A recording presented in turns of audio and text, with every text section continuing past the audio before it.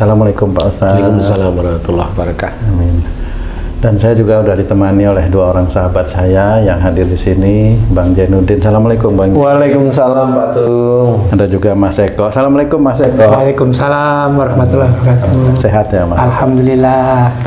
Nah, para pemirsa dimanapun berada, sedulur beriman, kali ini bahasan kita tentang pesugihan. Ini banyak sekali terjadi di masyarakat kita ya. Film zaman dulu Pesugihan di Gunung Kemukus. Wah, itu kan. Iya benar, ini kejadian benar. Jadi Pak Ustadz, ini pertanyaannya begini. Sebenarnya pesugihan itu memang ada atau enggak ada? Kalau dibilang enggak ada orang yang ke situ mencari gitu Pak Ustadz, mencari pesugihan dan lain sebagainya dengan syarat-syarat. Banyaklah syarat-syaratnya, itu malah syarat-syaratnya yang gimana gitu ya. Kenapa orang kesana? Lah, awalnya sih katanya terlilit utang dan lain sebagainya lah, terhimpit perekonomian. Orang susah. Awalnya begitu. Bagaimana Pak Ustadz ini memandang pesugihan ini? Gimana? Apa yang menjadi hikmah nanti yang bisa kita ambil dari situ Pak Ustadz? Ya. Bismillahirrahmanirrahim. Assalamualaikum warahmatullahi wabarakatuh. Waalaikumsalam warahmatullahi wabarakatuh. Amin ya rabbal alamin. Nah, bagi kita semua pesugihan itu tidak usah dikerjakan, ya, nggak usah dikerjakan. Cuman tahu aja gitu.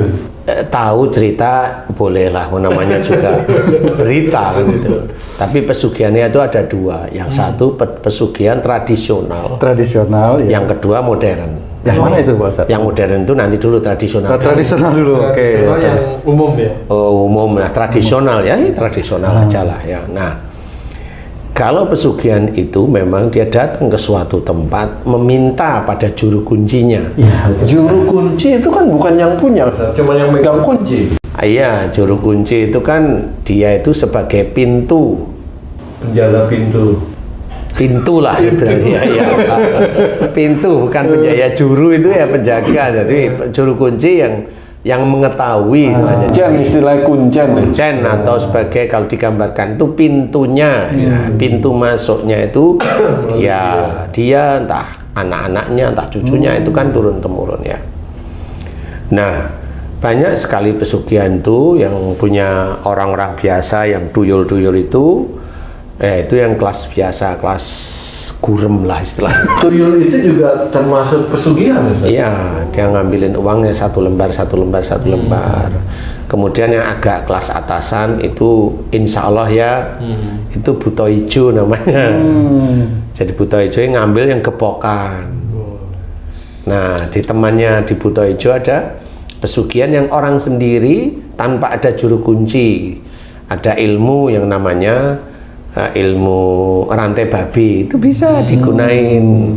Jadi kalau dipakai orangnya bisa ngilang.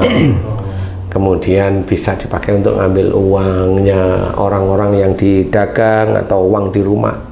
Itu diambil, itu kayak orang biasa kalau lihat HP nganggur nggak ada orang diambil, mirip seperti itu kalau rantai babi. Nah, pesugihan yang kamu tanyakan itu maksudnya datang ke suatu tempat ya. Umpamanya di Gunung Kemukus. Umpamanya itu yang sejak zaman dulu itu, sejak saya kecil itu kayaknya terkenal sekali, top, viral, top lah misalnya.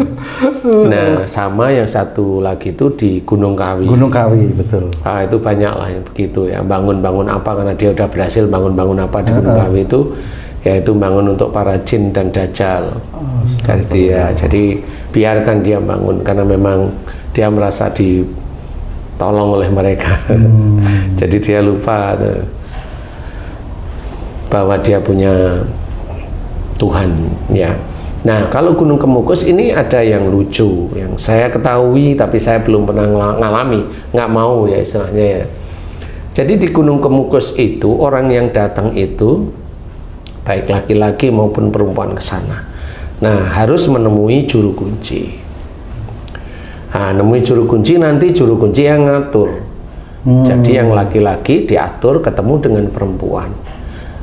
Nah, sangat tidak baiknya di pesugihan itu, sangat tidak baik itu adalah laki-laki dan perempuan itu sama-sama ingin kaya. Suami istri itu, Sah? Bukan. Laki-laki dan perempuan sama-sama ingin kaya. Iya, pergi ke Gunung Kemukus itu sama-sama ingin kaya. Nah, disitulah juru kuncinya itu ngasih tahu. Katanya kamu suami istri goib katanya. Oh, ritualnya begitu ya Pak? Jadi goib gitu. Ada si wanitanya ya punya suami, ya yang laki-laki ya punya istri, ya iya sudah. Nah, disitulah ritualnya itu dengan membaca mantra, memanggil, katanya itu Pangeran Samudra. Nah, itu katanya ya dipanggil. Cuma pada saat tersebut, pada saat mantra dibaca, barulah yang itu sangat jelek sekali adalah hubungan suami istri yang bukan suami atau bukan istrinya. Di situ? Di situ.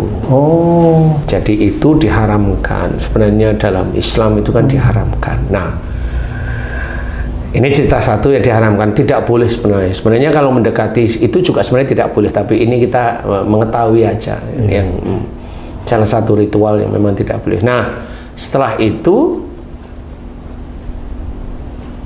mereka ketemu juru kunci setelah hubungan badan tersebut yang memang tidak diperbolehkan dalam syariat Islam dalam bentuk apapun itu.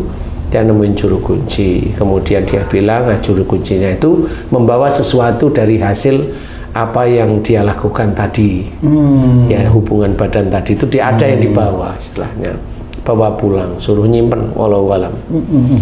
Nah, di titik itu memang usahanya itu ada yang berhasil. Pertama kali biasanya itu bukan usaha berhasil. Pertama kali itu ada orang datang. Ada seseorang datang membawa uang biasanya. Membawa uang. Orang beneran. Ya, kayaknya sih bukan uang, itu juga jin ya. Tapi dia lihat bahwa itu orang. Sehingga dia terima, ya ini buat kamu. Gunain gitu dok, terus orang itu pulang. Habis itu dilihat lagi udah nggak ada orang tersebut. Jadi itu jin. Nah, jin yang bisa menampakkan dirinya biasanya dikuasai oleh Dajjal, biasanya seperti itu. Nah, biasanya uang itu nanti digunain oleh dia itu membentuk usaha. Jadi modal gitu. Jadi modal awal. Nah, dari modal awal itu nanti dengan juru kuncinya dia harus melakukan hubungan badan itu berapa kali? Umpamanya 7 kali. Nah, dia tiap kali hari apa ya namanya kalau orang Jawa itu entah Jumat Pon apa Jumat apa mamanya itu malam Jumat apa atau Jumat apanya, dia harus hubungan badan lagi dengan suami goibnya tadi. Saya kalau mau cerita ini sebenarnya itu jengkel, tapi ya sudahlah, ini pengetahuan tapi jangan ditiru ya. Jadi hubungannya sama jin, Ustaz? Enggak, ya manusia. Manusia sama ya, manusia. Kamu mamanya perempuannya, Haji J ini laki-laki mamanya. Sesama mencari. Ya, tapi nggak cocok dengan kamu yang laki-laki, Haji J perempuan. Itu kayaknya cocok ya. Karena memang jadi seperti itu. Nah, nanti di sana ketemu, nah, itu disuruh hubungan badan. Bisa nggak kenal bisa itu? Nggak kenal.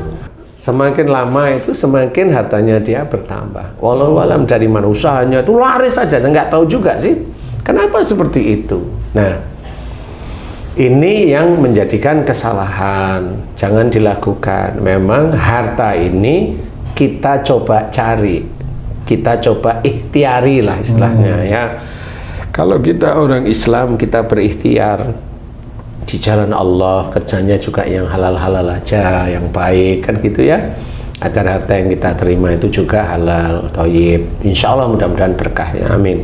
Nah, kalau yang pesugihan ini tidak sama sekali.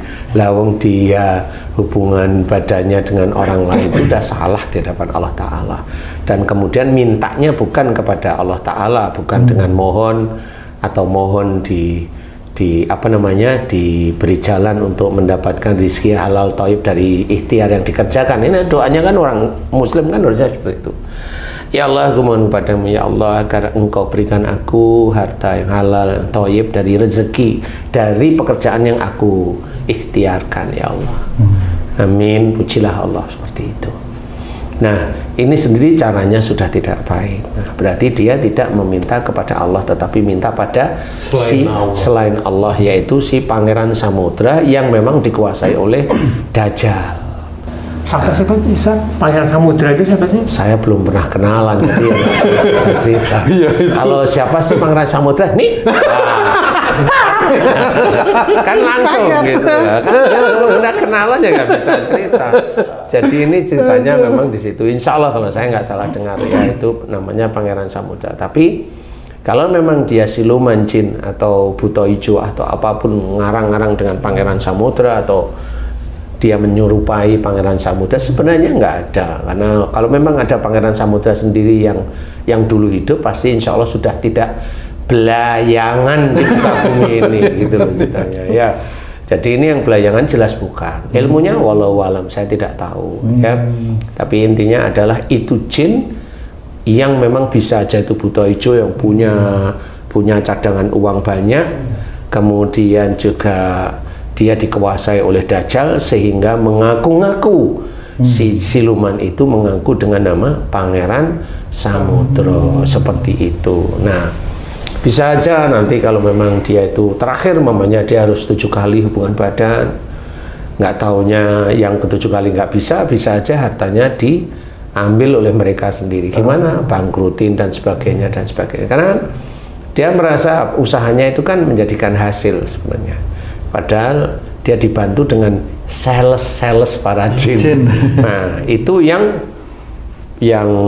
apa namanya pesugihan tradisional. Nah, yang kira-kira dikit-dikit mirip seperti itu tapi tidak tampak yang gimana?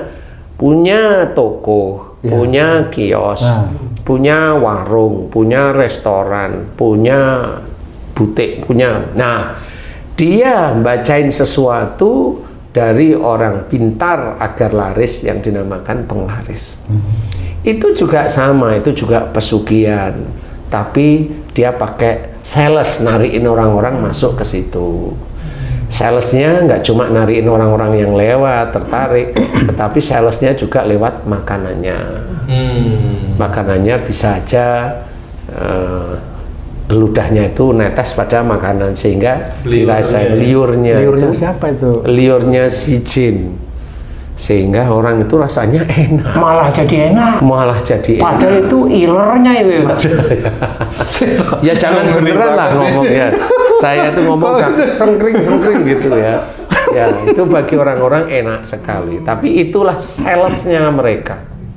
Sehingga itu juga sama, orang tersebut walaupun dia muslim atau muslimah, kalau begitu caranya itu tetap syirik. Dia meminta bukan kepada Allah Ta'ala, itu tetap meminta kepada dukun atau kiai dalam tanda kutip ya, karena banyak yang kasih ingin laris baca ini ya, seperti itu sama aja. Dia memaksakan, sepertinya memaksakan Allah itu akan memberikan kepada dia itu rizki. Nah, itu tidak boleh juga, karena Allah itu kan yang berhak dia mau memberikan rizki kepada orang yang Allah kehendaki ataupun mempersempit rizki orang yang dikehendaki juga. Jadi nggak bisa dipaksa, rizki itu nggak bisa dipaksakan. Nah, bagi orang-orang yang membawakan seperti itu tetap namanya syirik dan perbuatannya musyrik. Nah, ini orang-orang seperti ini besok kalau dia itu nyawa sudah ada dalam tenggorokannya, dia bertobat atas syirik yang dilakukan, nyawa udah di tenggorokan nih, nah itu dijawab oleh Allah Ta'ala, taubatnya tidak diterima. Makanya hati-hati, jangan melakukan seperti itu. Mintalah kepada Allah Ta'ala. Minta kepada Allah Ta'ala tentang dunia pun harus kita fahami. Jangan langsung ujuk-ujuk minta, ya Allah aku minta boneka Iron Man. Nah, kan ada ya, dengan bacaan ini bisa nggak? Kata orang yang lain bisa, baca aja nggak apa-apa, datang nggak boneka Iron Man? Oh kan ya datang uangnya, iya benar sih. Tapi apakah Allah bisa dipaksa dengan seperti itu? Kan harus berpikir ya. Nah ini teman-temannya banyak, teman-temannya adalah pelet. Jadi kalau kamu pasang pelet di muka, di dagu, di Susuk itu bibir, Pak Ustadz, susuk itu. susuk seperti itu. Produk-produk di pesugihan itu ya. Nah itu ya sama, itu produk-produk pesugihan. Karena orang seneng, orang itu terus langsung luluh ceritanya. Kalau orang pesugihan itu konsekuensinya apa sih Ustaz? Ya masuk neraka lah. Enggak, Di yang dunia maksudnya. yang dia pasti ada kontrak perjanjian nggak dia tuh? Walau alam ya, karena kontraknya nggak pernah saya baca. Tapi inti-inti gambarannya seperti itu.